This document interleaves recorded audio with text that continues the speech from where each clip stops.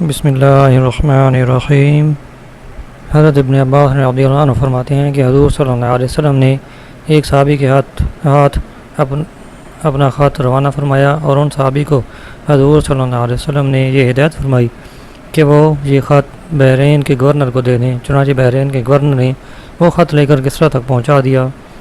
جب کسریٰ نے وہ خط پڑھا تو اس نے خط کو پھاڑ کر ٹکڑے ٹکڑے کر دیا۔ راوی کہتے ہیں کہ میرا خیال یہ ہے کہ حضرت ابن مسیب نے فرمایا تھا کہ یہ سن کر حضور صلی اللہ علیہ وسلم نے ان کے لیے بدعا کی کہ ان کے بھی ایسے ہی ٹکڑے ٹکڑے کر دیے جائیں۔ حضرت عبدالرحمن بن قاری رضی اللہ عنہ فرماتے ہیں کہ حضور صلی اللہ علیہ وسلم ایک دن بیان فرمانے کے لیے ممبر پر کھڑے ہوئے اور اللہ کی حمد و ثنا بیان فرمائی اور کلمہ شہادت پڑھا۔ پھر آپ نے فرمایا اما بعد، میں تم میں سے کچھ لوگوں کو عجم کے بادشاہوں کے پاس بھیجنا چاہتا ہوں، اور جیسے بنی اسرائیل نے حضرت عیسیٰ علیہ السلام کے سامنے اختلاف کیا تھا تم میرے سامنے ویسا اختلاف نہ کرنا۔ تو مہاجرین نے کہا یا رسول اللہ صلی اللہ علیہ وسلم، ہم کبھی بھی آپ کے سامنے کسی چیز کے بارے میں کوئی اختلاف نہیں کریں گے، آپ ہمیں جو چاہیں حکم دیں اور جہاں چاہیں بھیج دیں۔ چنانچہ آپ نے حضرت شجاع بن وہب کو کسریٰ کی طرف روانہ کیا۔ حضرت شجاع کی آمد پر کسریٰ نے اپنے محل کے سجانے کا حکم دیا۔ اس کے بعد اس نے فارس کے بڑے بڑے سرداروں کو جمع کر کے حضرت شجاع بن وہب کو بلوایا۔ جب حضرت شجاع محل میں داخل ہو گئے تو کسریٰ نے کسی درباری کو حکم دیا کہ ان سے خط لے لے۔ حضرت شجاع بن وہب نے فرمایا کہ یہ ہرگز نہیں ہو سکتا، میں تو حضور صلی اللہ علیہ وسلم کے حکم کے مطابق اپنے ہاتھ سے خود تمہیں دوں گا۔ تو کسریٰ نے کہا اچھا پھر قریب آ جاؤ۔ چنانچہ انہوں نے آگے بڑھ کر کسریٰ کو وہ خط دیا۔ پھر اس نے ہیرا کے رہنے والے اپنے ایک منشی کو بلایا۔ اس نے حضور صلی اللہ علیہ وسلم کا خط پڑھنا شروع کیا تو خط میں مضمون یوں تھا، اللہ کے رسول محمد بن عبداللہ صلی اللہ علیہ وسلم کی جانب سے کسریٰ کے نام جو فارس کا بڑا ہے۔ اس بات پر اسے بڑا طیش آیا کہ حضور صلی اللہ علیہ وسلم نے اپنا نام اس کے نام سے پہلے لکھا ہے، اور اس نے بڑا شور مچایا۔ خط کو پڑھنے سے پہلے ہی اس نے خط لے کر ٹکڑے ٹکڑے کر دیا اور اس نے حکم دے کر حضرت شجاع کو اپنے ایوان سے باہر نکال دیا۔ حضرت شجاع یہ منظر دیکھ کر اپنی سواری پر بیٹھ کر چل دیے اور فرمایا کہ میں نے حضور صلی اللہ علیہ وسلم کا خط کسریٰ کو پہنچا دیا ہے، اب مجھے کوئی پرواہ نہیں، چاہے وہ خوش ہو چاہے وہ ناراض ہو۔ راوی کہتے ہیں کہ جب کسریٰ کا غصہ ٹھنڈا ہو گیا تو اس نے حضرت شجاع کو اپنے پاس بلانے کے لیے ایک آدمی بھیجا۔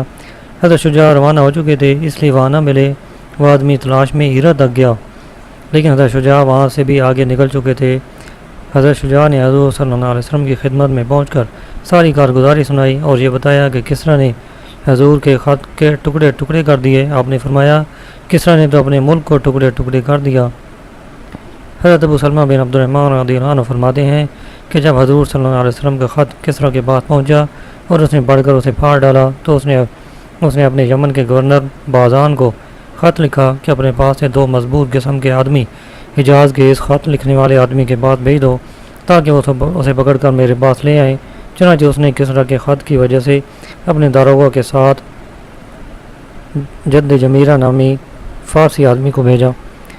اس داروغہ کا نام ابانوا تھا، وہ منشی اور بڑا حساب دان تھا، اور اس نے ان دونوں کے ساتھ حضور صلی اللہ علیہ وسلم کے نام ایک خط بھیجا جس میں یہ مضمون تھا کہ حضور ان دونوں کی ہمراہی میں کسریٰ کے پاس چلے جائیں۔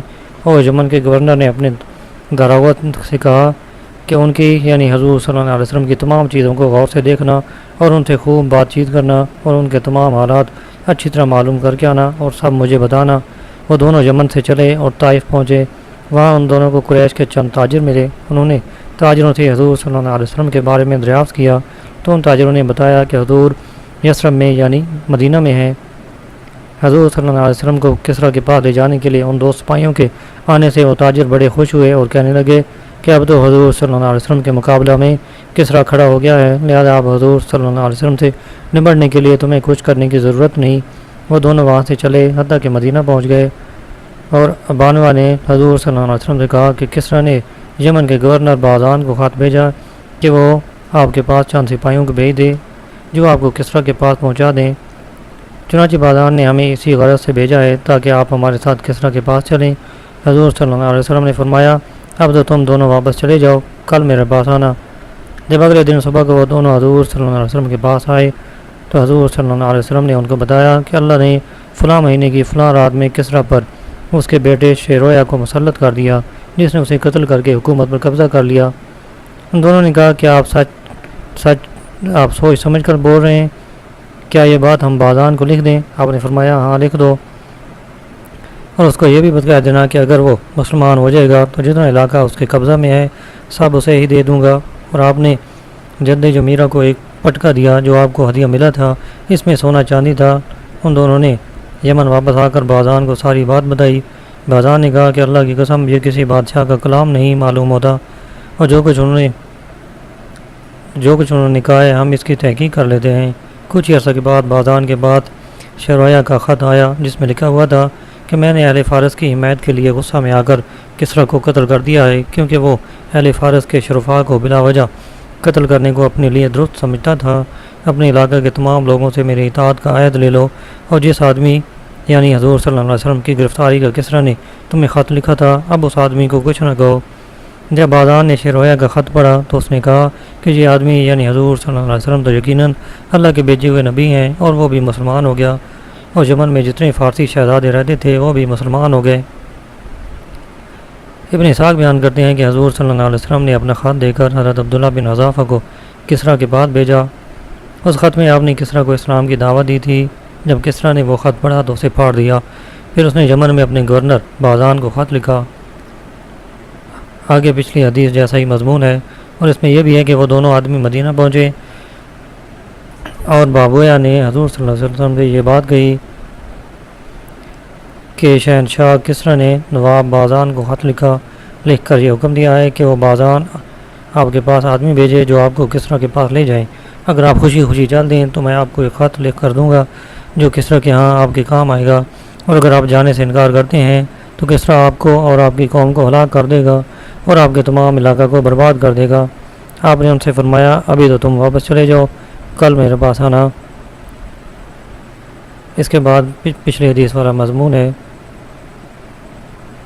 حضرت زید بن ابی حبیب فرماتے ہیں کہ حضور صلی اللہ علیہ وسلم نے حضرت عبداللہ بن حذافہ رضی اللہ عنہ کو شاہ فارس کسریٰ بن ہرمز کے پاس بھیجا اور ان کو یہ خط لکھ کر دیا، بسم اللہ الرحمن الرحیم، محمد رسول اللہ صلی اللہ علیہ وسلم کی جانب سے کسریٰ کے نام جو فارس کا بڑا ہے، سلامتی ہو اس انسان پر جو ہدایت کا اتباع کرے اور اللہ اور اس کے رسول پر ایمان لائے اور اس بات کی گواہی دے کہ اللہ وحدہ لا شریک کے علاوہ کوئی معبود نہیں اور حضرت محمد صلی اللہ علیہ وسلم اس کے بندے اور رسول ہیں۔ میں تمہیں اللہ کی طرف دعوت دیتا ہوں کیونکہ میں دنیا کے تمام انسانوں کی طرف بھیجا ہوا اللہ کا رسول ہوں، تاکہ میں ہر زندہ انسان کو اللہ سے ڈراؤں اور حجت کافروں پر ثابت ہو جائے۔ اگر تم مسلمان ہو جاؤ گے تو سلامتی پالو گے، اور اگر انکار کرو گے تو تمام آتش پرست مجوسیوں کے ایمان نہ لانے کا گناہ تم پر ہوگا۔ راوی کہتے ہیں کہ کسریٰ نے جب حضور صلی اللہ علیہ وسلم کا خط پڑھا تو اسے پھاڑ ڈالا اور غصہ میں آ کر کہا کہ میرا غلام ہو کر مجھے ایسا خط لکھتا ہے۔ پھر کسریٰ نے بازان کو خط لکھا۔ آگے راوی نے ابن اسحاق جیسا مضمون بیان کیا ہے، اور اس میں یہ بھی اضافہ ہے کہ وہ دونوں سپاہی جب حضور صلی اللہ علیہ وسلم کی خدمت میں آئے تو ان دونوں نے اپنی داڑھیاں مڑوا رکھی تھیں اور مونچھیں بڑھا رکھی تھیں۔ آپ نے ناگواری کے ساتھ ان دونوں کو دیکھا اور فرمایا تمہارا ناس ہو، تمہیں ایسا کرنے کا کس نے حکم دیا ہے؟ تو ان دونوں نے کہا ہمارے رب نے یعنی کسریٰ نے۔ اس پر آپ صلی اللہ علیہ وسلم نے فرمایا مجھے تو میرے رب نے داڑھی بڑھانے اور مونچھیں کتروانے کا حکم دیا ہے۔ حضرت ابوبکر صدیق رضی اللہ عنہ فرماتے ہیں کہ جب حضور صلی اللہ علیہ وسلم مبعوث ہوئے تو کسریٰ نے یمن اور اس کے آس پاس کے علاقہ عرب کے اپنے گورنر بازام کو یہ خط بھیجا کہ مجھے خبر پہنچی ہے کہ تمہارے علاقہ میں ایک ایسا آدمی ظاہر ہوا ہے جو اپنے نبی ہونے کا دعویٰ کرتا ہے، اسے کہہ دو یا تو اب اس سے بعد آ جائے ورنہ میں اس کی طرف ایسا لشکر بھیجوں گا جو اسے اور اس کی قوم کو قتل کر ڈالے گا۔ راوی کہتے ہیں کہ بازان کے قاصد نے حضور صلی اللہ علیہ وسلم کی خدمت میں پہنچ کر یہ سارا پیغام پہنچایا۔ آپ نے اسے فرمایا کہ اگر یہ دعوی نبوت میں نے اپنی طرف سے کیا ہوتا تو میں اسے چھوڑ دیتا، وہ تو مجھے اللہ نے مبعوث فرمایا ہے اور اس کام پر لگایا ہے۔